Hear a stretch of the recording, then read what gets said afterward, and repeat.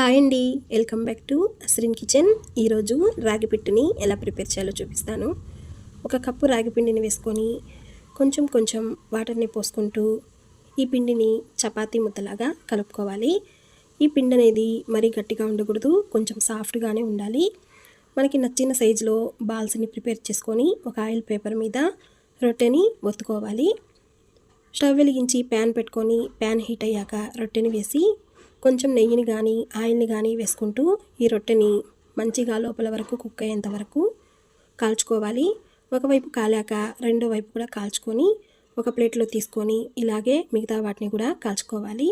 ఈ రొట్టెల్ని చిన్న చిన్న ముక్కలుగా తుంచుకొని మిక్సీ జార్లో వేసుకొని యాలకల్ని వేసి మెత్తగా పౌడర్ ప్రిపేర్ చేసుకోవాలి. 2 కప్పుల బెల్లం తురుమును కూడా వేసుకొని మొత్తాన్ని బాగా మిక్స్ చేసి కొంచెం నెయ్యి వేసుకొని కలుపుకుంటే రాగి పిట్టు అనేది రెడీ అండి.